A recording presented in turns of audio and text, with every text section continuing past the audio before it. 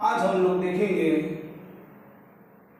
History of computer, computer का इतिहास।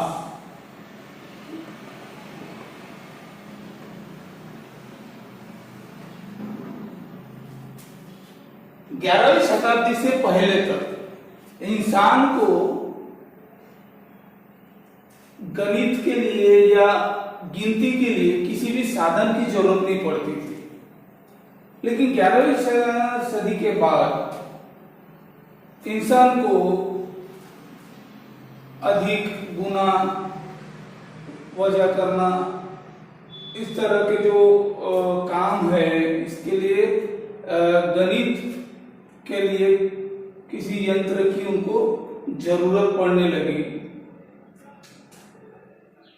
11वीं शताब्दी के बाद में इजिप्ट में एक ऐसा यंत्र तैयार किया गया जिसके द्वारा वो जोड़ना, घटाना, गुना करना, भागा करना, मतलब मल्टीप्लिकेशन, डिवाइडेशन, सब्ट्रैक्शन, एडिशन, ये अरिथमेटिक बेसिक जो है काम उस यंत्र से होने लगा। उसके बाद में ये जो यंत्र है, ये यंत्र चीन, जापान जैसे देशों में फिर बाद में ये प्रचलित हुआ, जिसको हम लोग एबेकस के नाम से जानते हैं। आप लोगों ने एबेकस का नाम सुना होगा। एबेकस ये पहला ऐसा डिवाइस है जो 11वीं शताब्दी के बाद में गणितीय या मैथमेटिकल प्रॉब्लम सॉल्व करने के लिए बनाया गया ये पहला डिवाइस है। एबेकस के बाद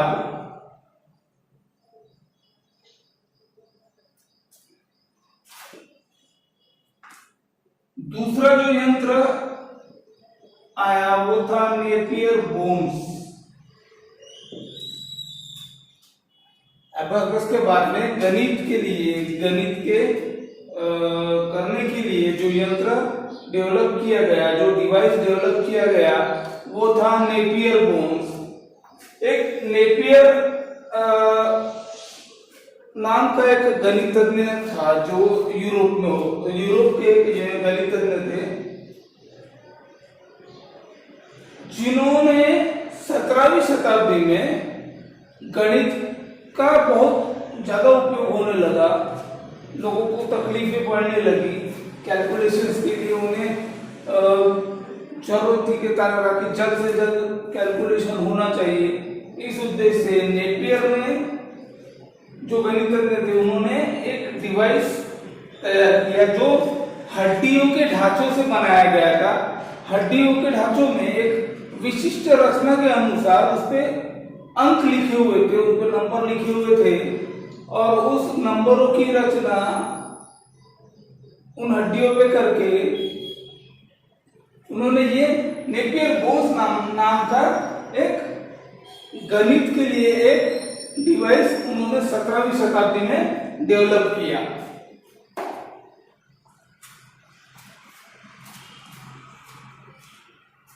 क्लाइड रूल। नेपियर बोन्स के बारे में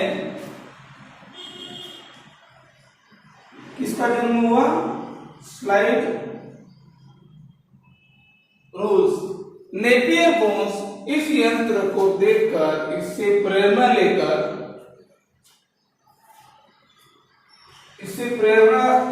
के बाद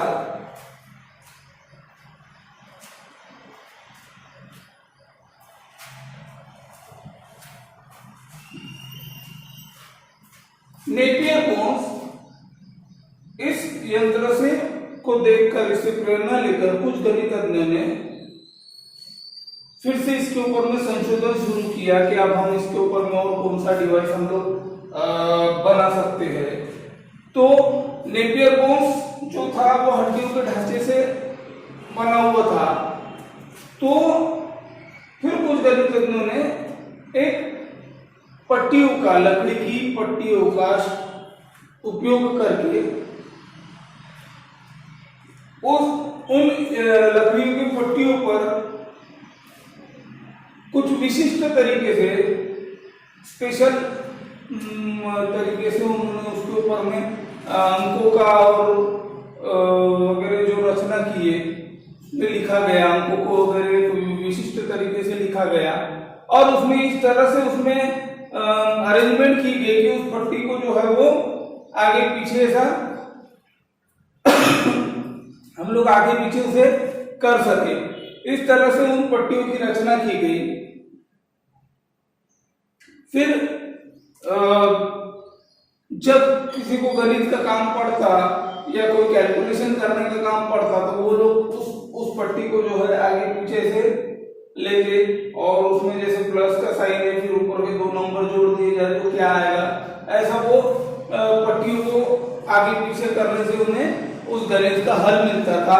उस डिवाइस का नाम था स्लाइड रूल। फिर स्लाइड रूल जो है इसका उपयोग गणित करने के लिए होने लगा। करीब 300 दशकों तक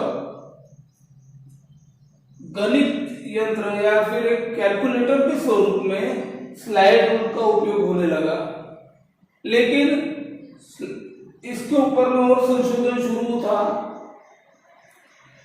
लोग प्रयत्न करते रहे, लोग संशोधन करते रहे, कभी मतलब और इससे बेहतर और क्या हो सकता है। तो करीब 300 दशकों तक लोगों ने स्लाइड रूल का उपयोग गणित छुड़ाने के लिए करने लगे। उसके बाद एक 18 साल के बच्चे ने एक कैलकुलेटर का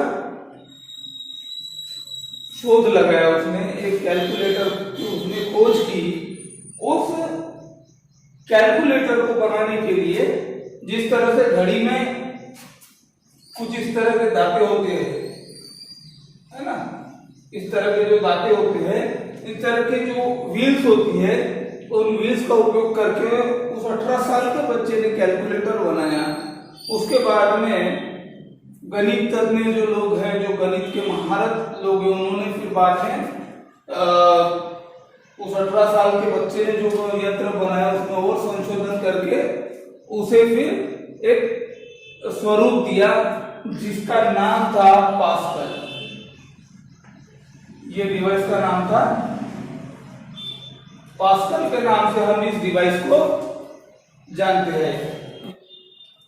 कंप्यूटर के इतिहास में और संशोधन हुआ जिसे एनालिटिकल इंजन का नाम दिया गया। एनालिटिकल इंजन के नाम से फिर और संशोधन हुआ कंप्यूटर की दुनिया में। पास्कल के बाद में आया एनालिटिकल इंजन। चार्ल्स बेबेज, जिसे हम लोग फादर ऑफ कंप्यूटर मानते हैं, फादर ऑफ कंप्यूटर उन्हें कहा जाता है, चार्ल्स बेबेज, उन्होंने भाप के ऊपर या भाप का उपयोग करके चलने वाला एक कैलकुलेटर उन्होंने तैयार किया, जो समय के साथ किसी कारणवश वो पूरा नहीं कर पाया, लेकिन उनके ही आदर्शों को चार्ल्स बेबेज ने सुझाए हुए उस समय के कुछ सुझावों को आज के संगणक में, आज के कंप्यूटर में, आज का कंप्यूटर बनाने में चार्ल्स बेबेज की उन रचनाओं का उपयोग किया गया था। इसलिए आज भी चार्ल्स बेबेज को फादर ऑफ कंप्यूटर कहा गया है। तो चार्ल्स बेबेज ने जो भाप के ऊपर चलने वाला यंत्र बनाया उसका नाम था एनालिटिकल इंजन। तो हमारा कंप्यूटर का अगर इतिहास हम लोग देखेंगे तो सबसे पहले हमने देखा एबेकस, एबेकस के बाद में आया नेपियर बोन्स, उसके बाद में आया स्लाइड रूल्स, देन पास्कल और उसके बाद में एनालिटिकल इंजन। करीब 100-150 साल पहले होलीरिच नाम के एक गणितज्ञ ने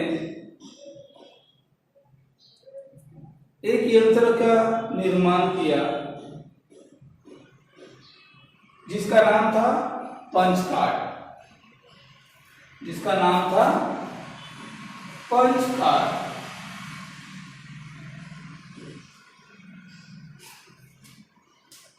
अब इस पंच कार्ड में क्या था कि एक पोस्ट कार्ड की साइज का एक कार्ड होता था जिसमें नंबर की जगह कुछ चौकोन छेद किए हुए थे और इन पंच कार्ड का उपयोग गणित को सॉल्व करने के लिए, गणित छुड़ाने के लिए इन पंच कार्ड का उपयोग होने लगा। फिर समय के साथ में यही पंच कार्ड कंप्यूटर में भी उपयोग में आने लगे थे।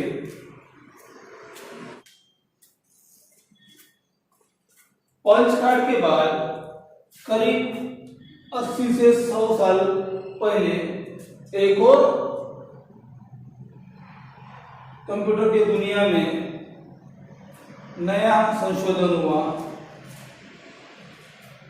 जिसको वॉल्व के नाम से जाना जाता था। यानी कंप्यूटर में वॉल्व का उपयोग होने लगा।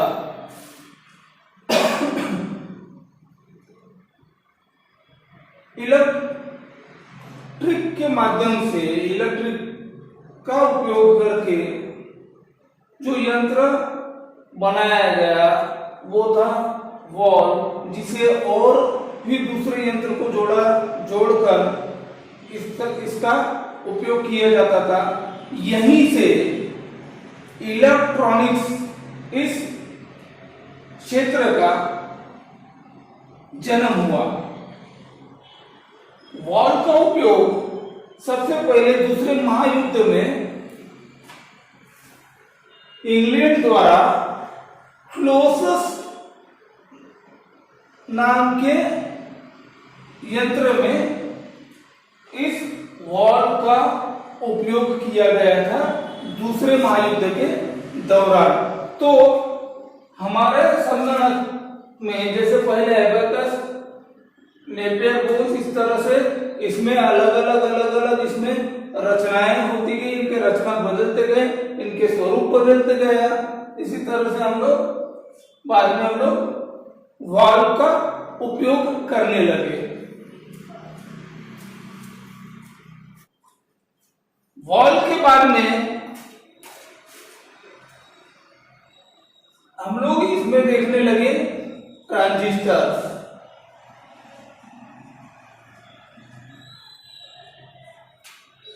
हमने क्या देखा इसमें?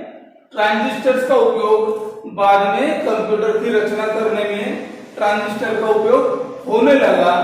ट्रांजिस्टर कंप्यूटर बनाने के लिए बहुत मात्रा में उपयोग में आने लगे। वॉल्व के मुकाबले अगर हम लोग देखें तो ट्रांजिस्टर की साइज ये 200 गुना कम थी और ट्रांजिस्टर जो है वो इलेक्ट्रिक का भी उपयोग कम करता था। उसके लिए ट्रांजिस्टर को चलाने के लिए इलेक्ट्रिक का भी हमें उपयोग कम होने लगा। हम कम इलेक्ट्रिक में हम लोग ट्रांजिस्टर को चलाने लगे थे। तो वॉल्व की तुलना में ट्रांजिस्टर ये साइज में भी छोटा था और इसमें इलेक्ट्रिक का भी हमको यूज कम था। तो वॉल्व के जगह फिर बाद में संगणक में या कंप्यूटर में ट्रांजिस्टर का उपयोग होने लगा।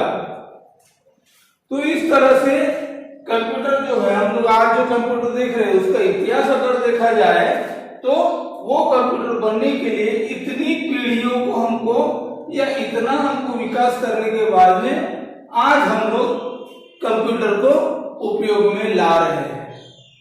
हिस्ट्री ऑफ कंप्यूटर या कंप्यूटर के इतिहास के बाद हम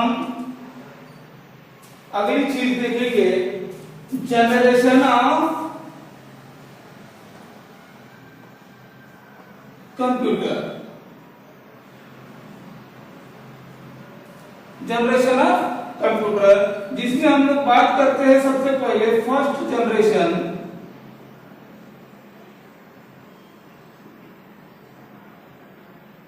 जो 1945 से 1954 1945 टू 1954 के बीच जो कंप्यूटर का उपयोग होता था वो था, उसे फर्स्ट जनरेशन ऑफ कंप्यूटर माना जाता है, जिसमें ENIAC नाम का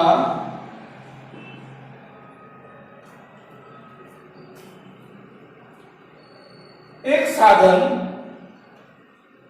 उपयोग में लाया गया था फर्स्ट जनरेशन ऑफ कंप्यूटर में। इस ENIAC के लिए 1800 वैक्यूम ट्यूब का उपयोग करके इस जनरेशन की कंप्यूटर को बनाया गया था। लेकिन इस फर्स्ट जनरेशन के कंप्यूटर में जो अचूकता का प्रमाण है वो बहुत कम था,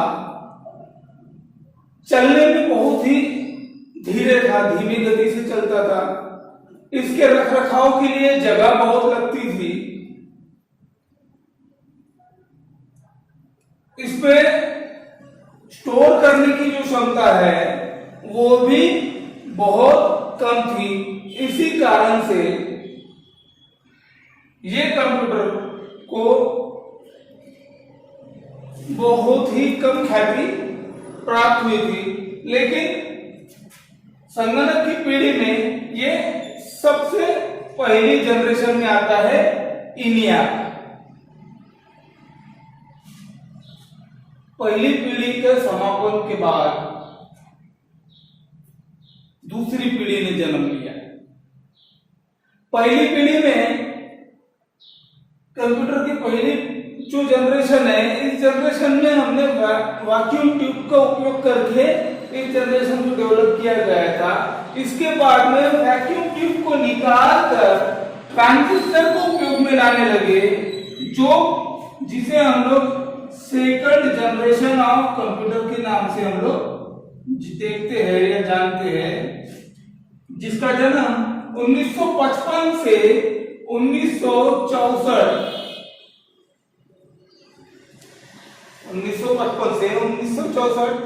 इस काल में इस सेकंड जनरेशन का जन्म हुआ था। अब पहली जनरेशन की तुलना में सेकंड जनरेशन यह अधिक कारगर साबित हुई, अधिक उपयोगी होने साबित हुई, और पहली जनरेशन के मुकाबले इसकी ट्रांजिस्टर का उपयोग होने की वजह से इसमें इसकी जो साइज है वो भी कम हो गई, और वैक्यूम ट्यूब के वजह से इलेक्ट्रिक का उपयोग ज्यादा हो रहा था, इलेक्ट्रिक खर्च ज्यादा हो रही थी। लेकिन ट्रांजिस्टर का जब इसमें उपयोग होने लगा सेकंड जनरेशन में, तो हमें एक और फायदा होने लगा कि इसमें इलेक्ट्रिक का भी जो खर्च है वो बहुत कम होने लगा। तो हमारे सेकंड जनरेशन जो आई उसमें वैक्यूम ट्यूब को निकालकर ट्रांजिस्टर का उपयोग करके हमने सेकंड जनरेशन जो है अस्तित्व में 1955 से 1964 के बीच में ये अस्तित्व में आया है। कुछ दशकों बाद करीब 1965 से 1974 के बीच संगणक की दुनिया में एक नई पीढ़ी का प्रवेश हुआ, जिसे हम लोग थर्ड जनरेशन के नाम से हम लोग इसे बुलाते हैं,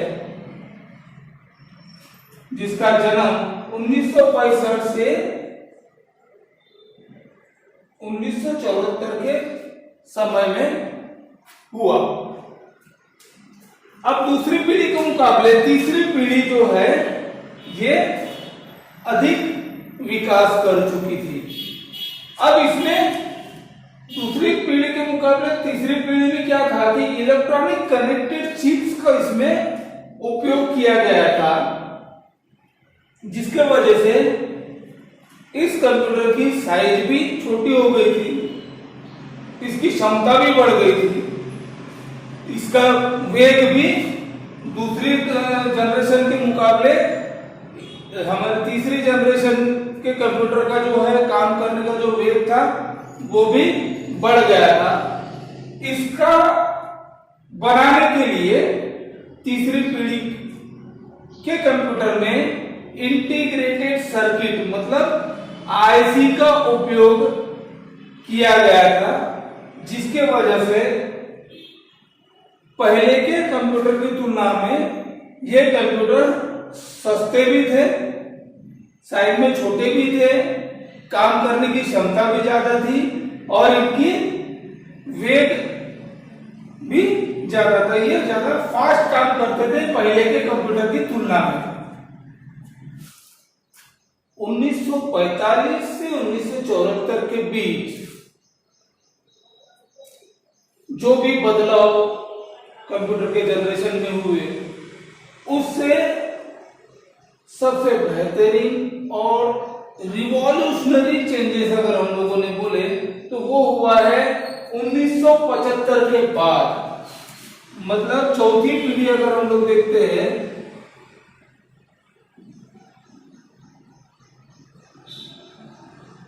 वो है 1975 के बाद, मतलब 1975 के आगे तो अभी तक अगर हम लोग बात करते हैं, ये है चौथी जनरेशन, चौथी पीढ़ी। हम लोग जो है आज कंप्यूटर का उपयोग कर रहे हैं ये है फोर्थ जनरेशन। हमारे जो हम जो कंप्यूटर यूज कर रही है फोर्थ जनरेशन कंप्यूटर। अब इस फोर्थ जनरेशन कंप्यूटर में क्या हुआ है कि पहले तो आईसीस का यूज हो रहा था, इंटीग्रेटेड सर्किट का। अब हजारों आईसीस को एक चिप में बिठाया गया, हजारों आईसीस को एक चिप में बिठाया गया और उस चिप का नाम था माइक्रो प्रोसेसर। चौथी पीढ़ी में हम लोग क्या उपयोग में लाने लगे? माइक्रो प्रोसेसर का हम लोग उपयोग में लाने लगे। ये माइक्रो प्रोसेसर में हजारों आईसीस को सेट किया गया था, जिसके वजह से अब 1000 आईसी के बदले हम लोग एक माइक्रो प्रोसेसर का उपयोग करने लगे, तो ऑटोमेटिकली कंप्यूटर का जो साइज है वो ऑटोमेटिक उसकी साइज में कमी आ गई। छोटे कंप्यूटर मार्केट में आने लगे, जिसके वजह से रखने में, उसे लेने ले जाने में, उपयोग करने में आसानी होने लगी। दूसरी बात, इस कंप्यूटर में फोर्थ जनरेशन के कंप्यूटर बाकी जनरेशन के कंप्यूटर की तुलना में बहुत ही वेगवान थे, बहुत फास्ट थे। इसका एक कारण था कि इस जनरेशन के कंप्यूटर में एक और बदलाव किया गया, उसमें अरिथमेटिक एंड लॉजिक यूनिट स्थापित किया गया, जो गणितीय और तुलनात्मक दोनों तरह के काम करने की क्षमता इस कंप्यूटर में थी। इस वजह से ये कंप्यूटर बाकी जनरेशन की तुलना में बहुत ही वेगवान थे। अब प्रोसेसर की अगर बात करें तो हम लोग इंटेल 8080 ये प्रोसेसर आया, उसके बाद में इंटेल 8088,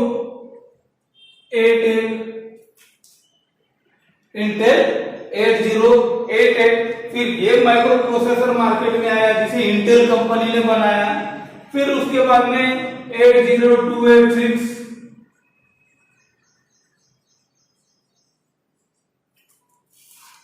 उसके बाद में इंटेल 80286, उसके बाद में इंटेल 80386, इंटेल 80386 मार्केट में आया। देन उसके बाद में इंटेल 80486। इस तरह से ये इंटेल के अलग अलग माइक्रो प्रोसेसर मार्केट में आए। फिर हम लोगों ने एक नाम और सुना था, पेंटियम।